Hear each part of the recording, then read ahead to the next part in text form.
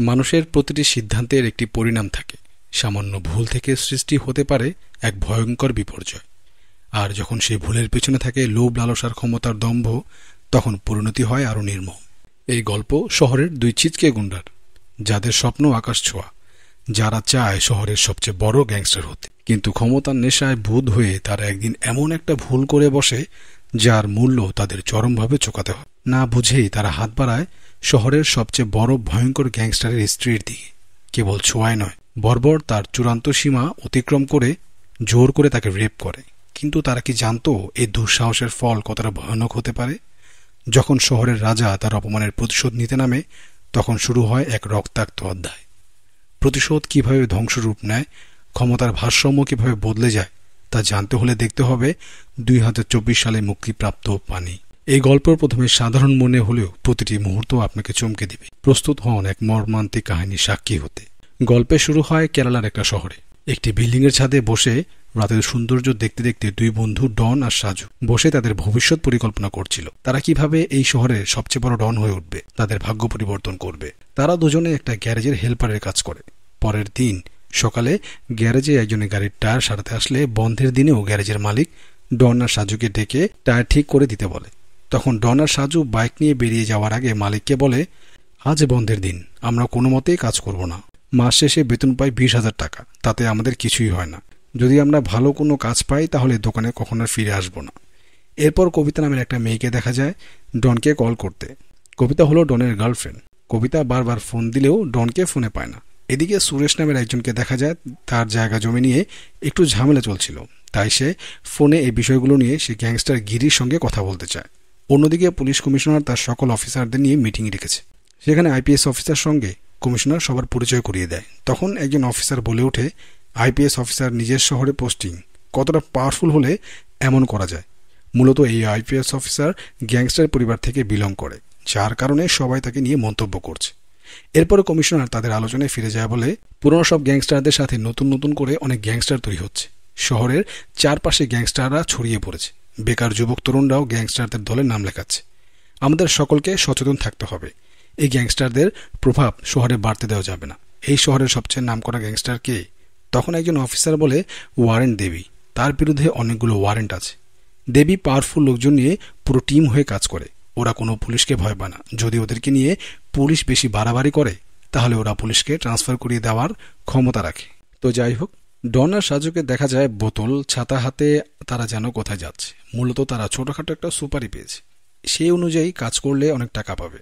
তারা তাদের কাজের জন্য রাস্তার ফুটপথে এসে সুরেশের জন্য অপেক্ষা করে। আসলে তারা সুরেশকে মারার সুপারি পেয়েছিল। কিছুক্ষণ পর এই রাস্তায় সুরেশকে দেখলে ডন এগিয়ে গিয়ে সুরেশকে বলে, কি সুরেশ ভাই, জায়গা জমি নিয়ে ঝামেলা হচ্ছে, সেটা মিটিয়ে নিলেই তো পারেন। কিন্তু সুরেশ ভয় না পেয়ে ডনের মুখের উপরে বলে, তোমরা গুন্ডাগিরি করে আমাকে ভয় দেখালে ভাবছো আমি আমার রাস্তা থেকে সরে যাব। সাজু ছাতা খুলে ডনকে আড়াল করে ধরে, আর সেই সুযোগে ডন তার হাতে থাকা স্ক্রু ড্রাইভার দিয়ে সুরেশের উপর অ্যাটাক করে। তাকে মেরে পেছনের এটিএম বুথের ভিতরে নিয়ে যায়। তখন একটা মহিলা এটিএম বুথে টাকা তুলতে আসলে সাজু বলে, বুথ নষ্ট, সামনে এটিএম গিয়ে দেখুন। মহিলাটা এখান থেকে চলে গেলে সাজু ডনকে পানির বোতল ডেকিয়ে দেয়। ডন স্ক্রুড্রাইভার আর হাতে লেগে থাকা রক্ত বোতলে পানি দিয়ে ধুয়ে পরিষ্কার করে বেরিয়ে আসে। এরপর তারা সোজা চলে আসে একটা কাপড়ের দোকানে, কারণ তারা প্ল্যান করেছে তাদের পরনের কাপড় তারা পুড়িয়ে দিবে, যাতে করে প্রমাণ লোপাট হয়ে যায়। এই দোকানটা আজ উদ্বোধন হয়েছে। এরপর গিরি আর তার স্ত্রীকে দেখানো হয়। তারা দুজন গাড়ি নিয়ে অফিসের দিকে যাচ্ছিল। গিরি খুবই পাওয়ারফুল একজন মানুষ। তখন গিরিকে কল করে একজন জানায়, দোকান উদ্বোধন করার জন্য আর্টিস্টকে ভাড়া করে এনেছি, কিন্তু এখন দোকান মালিক আর্টিস্টদের পেমেন্ট দিচ্ছে না। এই কথাটা শোনা মাত্রই গিরি তার গাড়ি নিয়ে সেই দোকানে আসে আর নিজের টাকা দিয়ে আর্টিস্টদের পেমেন্ট করে দেয়। সেই সাথে দোকানদারকে হুমকি দিয়ে বলে, দোকান বন্ধ করার আগে আমার টাকা পাঠিয়ে দিবে, নত বুঝতেই পারছো। কিন্তু দোকান মালিক গিরিকে চিনত না, তাই জিজ্ঞাসা করে, আপনি কে? গিরি তার পরিচয় জানানোর জন্য দোকানদারকে কষে একটা থাপ্পড় মারে। থাপ্পড় খাওয়ার পর দোকানের মালিক গিরির নিচে নামতে নামতে তার টাকা পাঠিয়ে দেয়। অন্যদিকে সাজু আর ডন তাদের ড্রেস চেঞ্জ করে কবিতার সঙ্গে দেখা করে। ফোন না ধরায় কবিতা ডনকে যাচ্ছে না তাই বলে বকাবকি করে। তবে ডন আর কবিতা রাগ ভাঙায় না, কারণ তাকে তার ড্রেসগুলো পুড়িয়ে ফেলতে হবে। কবিতা এখান থেকে চলে গেলে ডন আর সাজু দ্রুত একটা ফাঁকা জায়গায় গিয়ে কেরোসিন দিয়ে তাদের ড্রেস ছাতা সবকিছু আগুন দিয়ে পুড়িয়ে দেয়। এদিকে গিরির বন্ধুরা সব এক জায়গায় কথা বলে। সেখানে আইপিএস এসে সবাইকে বলে, আজ কমিশনার তোমাদের নিয়ে আলোচনা করেছে। মূলত এরা সবাই গিরির বন্ধু আর গিরির চাচাতো বোন অফিসার কল্যাণী। তো যাই হোক, ডনরা তাদের কাজ শেষ করে আবারও ওই এটিএম এর সামনে আসলে দেখতে পায় ভেতর থেকে রক্ত গড়িয়ে বাইরে আসছে। তখন ডন ভালো সাজার জন্য চিৎকার করে সেখানে থাকা লোকজন জড়ো করে। একজনের ভেতরে গিয়ে দেখে সুরেশের ডেড বডি রক্তাক্ত অবস্থায় পড়ে আছে। পুলিশকে খবর দিলে তারা এসে দ্রুত ডেড বডি বের করে। তখন পুলিশ জানতে পারে পাশে একটা দোকান উদ্বোধন হয়েছে, সেখানে অনেক সাউন্ড থাকা এখানকার এমন দুর্ঘটনা কেউই কিছু জানতে পারেনি। এরপর জানা যায় সেখানকার সিসিটিভি ক্যামেরা অনেকদিন যাবৎ নষ্ট হয়ে আছে। এদিকে শহরের বড় বড় গুন্ডারা এই খুনের ব্যাপারে জেনে বেশ অবাক হয়ে যায়, কারণ তাদের ভিতরে কেউই এই কাজ করেনি। তাহলে কে এমন একটা কাজ করেছে? এই ঘটনাতে একজন পলিটিক্যাল লিডার গ্যাংস্টারের ফোন করে আসল অপরাধীকে খুঁজে বের করতে বলে। কিছুক্ষণ পর পুলিশ স্টেশন থেকে ডনদের ডেকে পাঠায়, কারণ পুলিশ এসে যখন জানতে চেয়েছিল লাশ প্রথমে কে দেখেছে, তখন ডন হাত উঁচু করেছিল। অফিসার তাদের সবার কাছ থেকে স্টেটমেন্ট নিয়ে তাদেরকে ছেড়ে দেয়। এদিকে ডনকে যারা সুপারি দিয়েছিল সুরেশকে মারার জন্য, তারা কল করে জানতে চায় টাকাটা কোথা থেকে নেবে। তখন ডন জানায় সুপার মার্কেটে নিয়ে আসতে, তারা ওইখান থেকে টাকা রিসিভ করবে। অন্যদিকে গিরির ওয়াইফ তাকে ফোন করে সুপার শপ থেকে কিছু কিনে আনতে বলে। গিরি বলে, তুমি শপে আসো, আমিও আসছি। গিরির ওয়াইফ সুপার শপে যাওয়ার জন্য রেডি হয়। এদিকে সুপার শপের সামনে বসে ডন আর সাজু দুজনে প্ল্যান করে তাদের কন্ট্যাক্টে টাকা দিয়ে তারা কি করবে। তখন গাড়ি থেকে গিরির ওয়াইফ গৌরী নামলে দূর থেকে ডন তাকে দেখে পিছনে পিছনে সুপার শপের ভিতরে ঢুকে পড়ে। আর গৌরীকে দেখার পর ডনের মাথা পুরো খারাপ হয়ে যায়। সাজুকে দেখিয়ে খারাপভাবে বলতে থাকে, মালটার কি ফিগার দেখেছিস? তুই এখানে দাঁড়া, আমি গিয়ে টাচ করে মজা নিয়ে আসি। এরপর সে এগিয়ে গিয়ে গৌরীর কোমরে হাত দেয়। এমন ব্যবহারে গৌরী রেগে গিয়ে ডনকে কষে একটা থাপ্পড় মারে।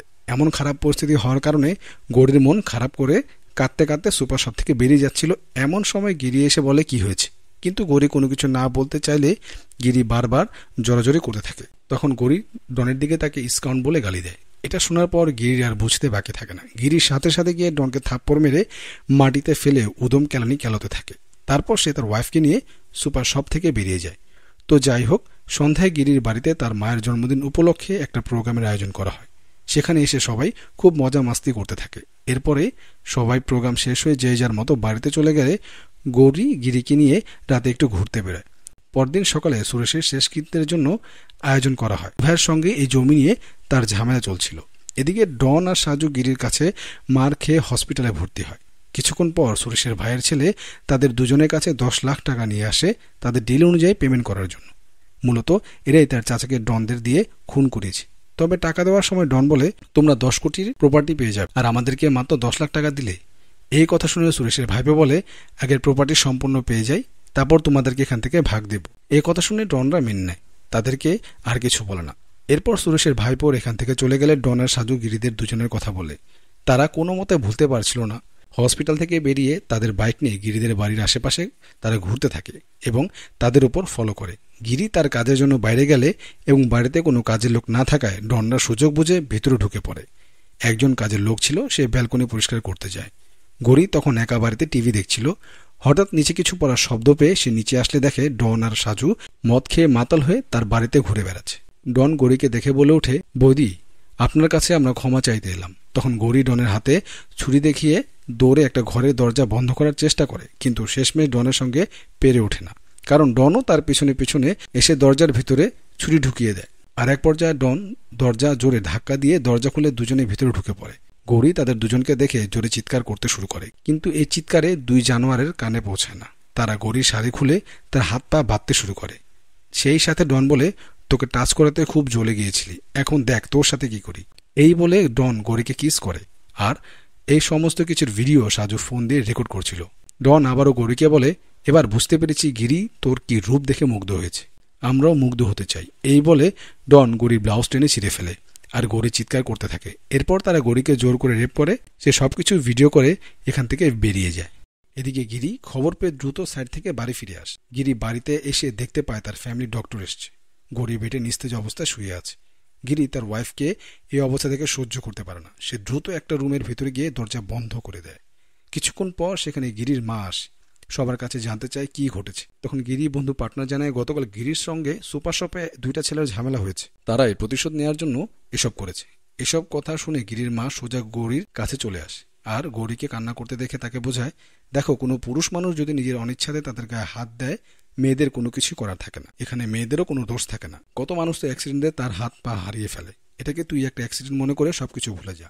সারা জীবন এই কথা মনে রেখে জীবন কাটানো বোকামি।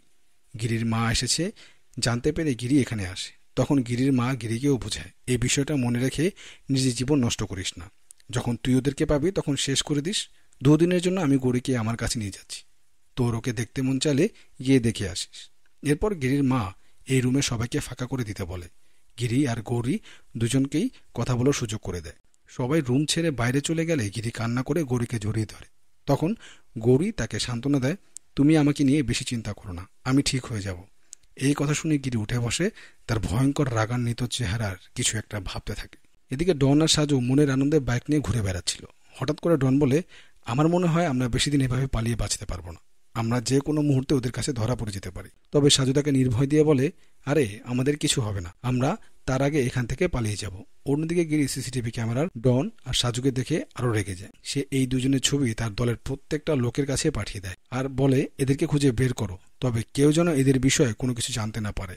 এদেরকে না পেলে এদের পরিবারের যে যেখানে যে অবস্থায় আছে সেখান থেকে তুলে আনার হুকুম দেয়। গিরি চাচাতো বোন কল্যাণী খবর পেয়ে ছুটে আসে আর গিরিকে বোঝানোর চেষ্টা করে তারা আইনিভাবে কোনো কিছু করতে পারে কিনা, কিন্তু এতে গিরি তার বোনকে না করে দেয়।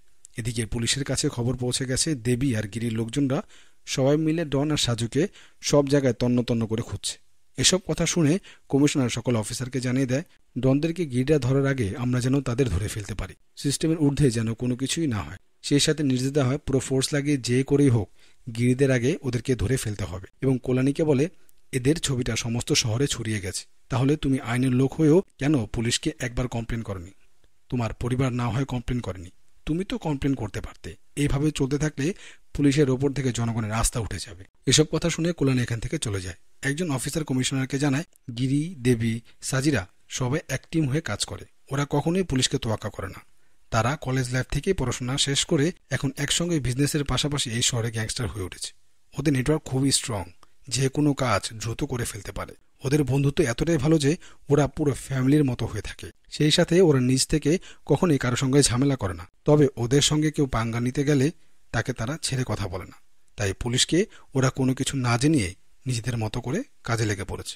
এরপর পুলিশ ডনের উপর তদন্ত করে জানতে পারে ওদের লুকানোর মতো তেমন কোনো জায়গা নেই, ওদেরকে সাপোর্ট করার মতো তেমন কোনো আত্মীয়ও নেই, এবং ওরা দুজনেই এটিএম বুথের সামনে সিসিটিভি ক্যামেরা নষ্ট করেছে। পাশে যেহেতু দোকান উদ্বোধনের অনুষ্ঠান চলছিল, তাই ওরা একটা সাউন্ড বক্স এনে ওখানে রেখেছিল যাতে তাদের আওয়াজ সাধারণ পাবলিকের কানে না আসে। এরপর পুলিশ নিশ্চিত হয়ে যায় এই খুন আর রেপ ওরা দুজনেই করেছে। এরা দুজনেই যে চুপি চুপি এমন কাজ করেছে তা কেউই ধারণা করতে পারে না। এরপর দেবীর লোকেরা গিয়ে ডনের বাবাকে তুলে নিয়ে আসে। এরপর দেবীর একজন লোক এসে তাকে জানায় তারা মোবাইলে ট্রেস করে জেনেছে ওই দুইজন শহরের বাইরে যায়নি, খুব দ্রুতই তারা ওই দুজনকে ধরে ফেলবে। অন্যদিকে ডনকে দেখা যায় তার গার্লফ্রেন্ড কবিতার সঙ্গে নির্জন একটা বাড়িতে রোম্যান্স করছে, আর বাইরে থেকে সাজু তাদেরকে পাহারা দিচ্ছে। তবে একের পর এক কল আসায় ডন দ্রুত বাইরে বেরিয়ে আসে আর সাজুকে বলে ফোন রিসিভ না করে সিম কার্ড খুলে ফেলে দিতে। এরপর এরা দুজন দ্রুত এখান থেকে পালিয়ে যায় আর কবিতাকে সেখানে একা ফেলে রেখে যায়। কিছুক্ষণের ভিতরে সেখানে দেবীর লোকজন এসে কবিতাকে ধরে ফেলে।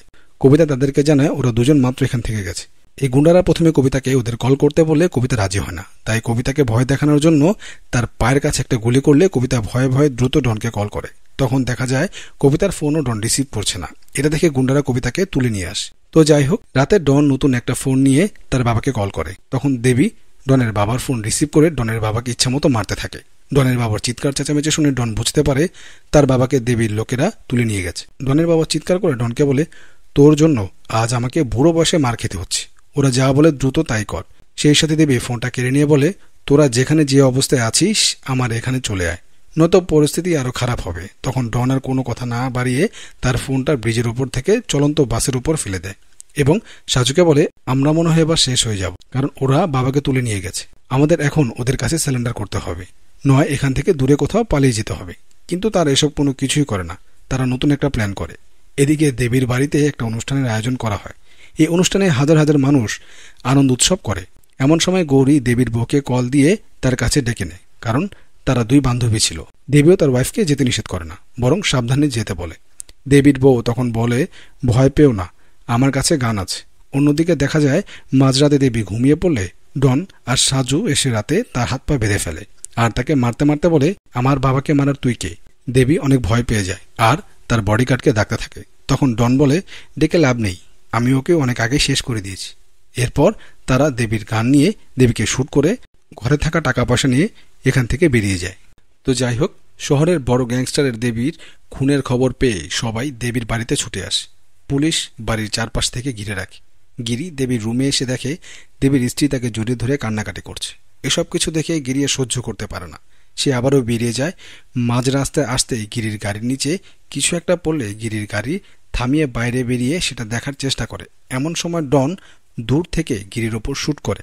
গিরিরও তাদের ওপর শ্যুট করতে চায়, কিন্তু তেমন একটা সুবিধা করতে পারে না, বরং ডনের একটা গুলি গিরির কাঁধে এসে লাগে। যখন গিরি কান অ্যাসেম্বল করে তাদের উপর শ্যুট করে, তখন সুযোগ বুঝে ডন আর সাজু ওখান থেকে পালিয়ে যায়। কিন্তু এত কিছুর পর গিরি তাদেরকে কোনো মতে ছেড়ে দিবে না, তাই সে তাদের দুজনকে ফলো করে। কিছুটা দূর এগোতেই ডনদের একজন গিরির গাড়ির ওপর ইট মারে, আর একজন গিরির গাড়ির ওপর এলোপাথারি গুলি চালাতে থাকে। তারপর জঙ্গলের ভিতর দুজন গিয়ে লুকিয়ে থাকে, যাতে তাদেরকে খুঁজে না পায়। কিছুক্ষণ পর তারা দুজন মনে করে গিরি চলে গেছে, তাই তারা জঙ্গলের ভেতর থেকে বেরিয়ে আসলে আচমকা গিরি গাড়ি নিয়ে তাদের সামনে এসে হাজির হয়। আর এইভাবেই তারা ব্রিজের ওপর রেসিং করলে এক পর্যায়ে গিয়ে গিরির গাড়ির সঙ্গে তাদের বাইক ধাক্কা লেগে দুজনেই ব্রিজের নিচে পানিতে পড়ে যায়। পরের দিন পুলিশ ব্রিজের নিচে তল্লাশি করলে কারো কোনো লাশ খুঁজে পায় না। সবাই মনে করে তারা দুজন হয়তো মারা গেছে। সেই সাথে গিরিরা দেবীর সমাধিতে ফুল দিতে যায়। কয়েকদিন পর গিরিরা সবাই মিলে একটা ফার্ম হাউসে এসে এই ঘটনা বলার জন্য কিছুটা সময় কাটায়। তারা আবারও তাদের স্বাভাবিক জীবনে ফিরে যেতে চায়। তখন গিরিকে খুবই আপসেট দেখায়। তার বন্ধুরা বলে এই বিষয়টা এখানে বাদ দে, ওরা হয়তো মারা গেছে, পুলিশ ওদের লাশও খুঁজে পায়নি। কিন্তু গিরি মোটেও হাল ছাড়ার পাত্র নয়। সে তার শালাকে পাঠিয়ে দেয় ডনের বাড়ির আশেপাশে পাড়া প্রতিবেশীর সঙ্গে কথা বলে তাদের উপর নজর রাখার জন্য। পাড়া প্রতিবেশী জানায় ডনরা এখানে আসলে আমরা আপনাদেরকে জানাবো। এরপর যখন গিরির শালা বাড়ি ফিরছিল, তখন পথের মাঝে ডন আর সাজু তাকে ধরে আচ্ছামতো কোপায় আর বলে, আমার পাড়ার প্রতিবেশী দিয়ে আমার উপর নজর রাখছো। তাকে খুন করে তার ফোন নিয়ে গিরিকে ফোন দিয়ে বলে, কি ভেবেছিলি ভাই আমরা এখনো বেঁচে আছি? তোমার না অনেক ক্ষমতা, পারলে আমাদের ধরে দেখাও। এই ফোনটা পেয়ে গিরির সাথে সাথে সেখানে ছুটে যায় আর গিয়ে দেখতে পায় গিরির শালা রক্তাক্ত অবস্থায় পড়ে আছে। তাকে দ্রুত হসপিটালে নেওয়া হয়। এবারের মতো সে বেঁচে যায়। তবে এই ঘটনায় গৌরী অনেক ভেঙে পড়ে, কারণ সে মনে করে তার জন্য আজ এত সবকিছু হচ্ছে। এরপর গিরির মা সবাইকে এখান থেকে চলে যেতে বলে। সে একটু রেস্ট নিতে নিচে যাবে বলে লিফট ওঠে। তখন ভেতরে ডন আর সাজু বোরকা পরে গিরির মায়ের উপর অ্যাটাক করে। তবে গিরির মা হসপিটালে থাকার জন্য এই যাত্রায় বেঁচে যায়। এদিকে হসপিটালের বাইরে থেকে পুলিশ ডন আর সাজু দুজনকেই অ্যারেস্ট করে। মূলত তারা নিজেরা স্বেচ্ছায় পুলিশের কাছে ধরা দিয়েছে। এই খবর পেয়ে গিরি হসপিটালে না এসে সোজা থানায় আসে। থানায় আসলে ডন তাকে দেখে বলে, আমাদেরকে দেখতে এসেছেন, আমাদের কাল রিমান্ডে নিবে, আমরা প্রস্তুত। পুলিশ গিরিকে সান্ত্বনা দেয়, আপনি বেশি উত্তেজিত হবেন না, ওদের কাল কোর্টে চালান করা হবে। ওদেরকে এমনভাবে চার্জশিট দিয়েছি ওরা কোনোদিন জেল থেকে বের হতে পারবে না। পরের দিন ডনার সাজুকে কোর্টে এনে হাজির করা হলে শহরের মানুষ তাদের দেখার জন্য ভিড় জমায়। যখন তাদের কোর্টের ভেতর নেওয়া হচ্ছিল, হঠাৎ করে আচমকা কোথা থেকে একটা গুলি এসে ডনের কাঁধে লাগে। তাদের দুজনকে ইমার্জেন্সি হসপিটাল নেওয়া হয়। তবে ডন বুঝতে পারে এটা গিরির কাজ। পুলিশ হসপিটালে গিরি আর সাজুকে ঘিরে রেখেছে। ডন পুলিশের কাছে বারবার জানতে চায়, আমাদের ওপর যারা গুলি করেছে তারা ধরা পড়েছে। কিছুক্ষণ পর হঠাৎ করে হসপিটালের নিচে প্রচুর ঝামেলা শুরু হয়, যেখানে পুলিশ পরিস্থিতি সামাল দিতে পারছিল না। ডনের কেবিনে থাকা পুলিশও পরিস্থিতি সামলাতে নিচে নেমে আসে। এদিকে পুলিশ কমিশনার বিষয়টা বুঝতে পেরে কেবিনে এসে দেখতে পায় কেবিনের দরজা বন্ধ। দরজা ভেঙে ভিতরে ঢুকলে কেবিনের ভিতর শুধু ধোঁয়া দেখতে পায়, কারণ এতক্ষণে গিরিরা তাদের দুজনকে কিডন্যাপ করে নিয়েছে। পুলিশ গিরির ফোন ট্র্যাক করে লোকেশন কবরস্থানের পায়। পুলিশ সেখানে ছুটে আসলে কাউকে দেখতে পায় না। এদিকে শহরের পুজোর উৎসবে সবাই মাতামাতি করছে, আর গিরি একটা প্লাস্টিক ফ্যাক্টরিতে ডনার সাজুকে এনে আটকে রেখেছে। এরপর গিরি ডনার সাজুর দিকে হাতুড়ি আর স্ক্রু ড্রাইভার ছুঁড়ে মারলে তারা দুজন গিরির উপর অ্যাটাক করলে গিরি তাদের দুজনকে আচ্ছা মতো ধোলাই করে। হাতুড়ি আর স্ক্রু ড্রাইভার দিয়ে তাদের স্টাইলে মারতে থাকে আর হাতে দড়ি বেঁধে ঝুলিয়ে রাখে। এতেও ডন কোনো প্রকার ভয় পায় না, বরং সাজুকে বলতে থাকে, কিরে তোর কি ব্যথা লাগছে? আমার তো ব্যথা লাগছে না, এত কিছু থেকে কি লাভ? একে একে মা, শালা, বন্ধু সবাইকেই তো হারিয়েছে। সাজু বলে, বৌদির কথা বললি না? ডন বলে, সে তো স্পেশাল মাল, তার কথা বললে গিরি ভাই মাথা তো আবার ঠিক থাকবে না। এসব কিছু গিরি চুপচাপ দাঁড়িয়ে শুনছিল। মুহূর্তের ভিতরেই সাজুর বডিটা ব্লাস্ট হয়ে ছিন্নভিন্ন হয়ে যায়। সাজুর এমন পরিণতিতে ডন অনেক ভয় পেয়ে যায়। গিরি সেখানে থাকা তার গাড়ি নিয়ে বেরিয়ে যেতে চাইলে ডন গিরিকে ভয় পেয়ে ডাকলে সেও ব্লাস্ট হয়ে ছিন্নভিন্ন হয়ে যায়। এরপর গিরিরা সবাই মিলে সেখান থেকে বেরিয়ে আসে বাইরে। উৎসবব্রত মানুষজন তাদেরকে সাইড দিয়ে দেয়। এভাবে গিরি ডনের প্রতি তার চরম প্রতিশোধ শেষ করে। এখানেই আজকের মর্মান্তিক প্রতিশোধের গল্প শেষ হয়। আজকের গল্প আপনাদের কেমন লেগেছে অবশ্যই কমেন্ট করে জানাবেন। দেখা হবে পরবর্তী ভিডিওতে। সে পর্যন্ত ভালো থাকবেন। আল্লাহ হাফেজ। আসসালামু আলাইকুম।